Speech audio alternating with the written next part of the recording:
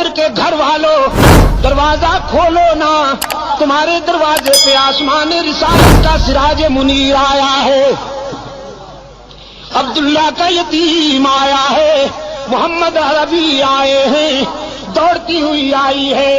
حضرت عائشہ کی والدہ دروازہ کھولا، رحمت عالم صلی اللہ علیہ وسلم کو دروازے پہ موجود پایا، عرض کی اللہ کے رسول آپ، صبح صادق طلوع ہو گئی، شام غم کو سویرا مل گیا۔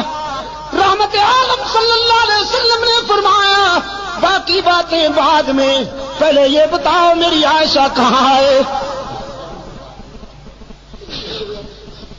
عائشہ کہاں ہے؟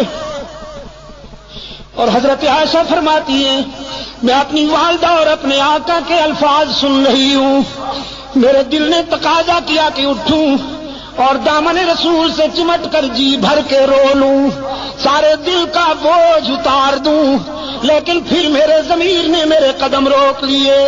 کہاں جاتی ہو؟ جس کی عدالت میں اپیل کی ہے ذرا وہاں سے فیصلہ تو ہو لینے دو، اس کی عدالت کو چھوڑ کر یہ سچ ہے کہ آج تیرے در پہ تیرا محبوب آیا ہے، لیکن اس عدالت کو چھوڑ کر کہاں جاؤ گی؟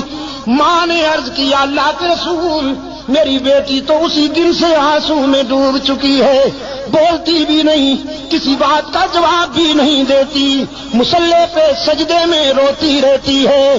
رحمت عالم صلی اللہ علیہ وسلم قریب آئے، عرض فرمانے لگے عائشہ آج اپنی صفائی میں جو کچھ کہنا چاہتی ہو کہو، سننے کے لیے آیا ہوں۔ حضرت عائشہ فرماتی ہیں میرے آقا اشکو بسی وحزنی اللہ، آج میرا وہی حال ہے جو ابو یوسف کا تھا۔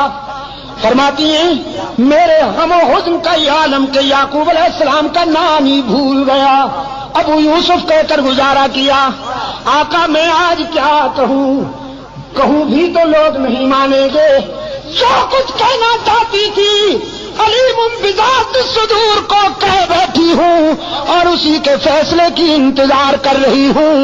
وہ یوسف پر الزام کی صفائی دینے والا ہے، وہ موسیٰ پر الزام کی صفائی دینے والا ہے، وہ عیسیٰ پر حضرت مریم پر لگائے جانے والے الزام کی برات کرنے والا ہے۔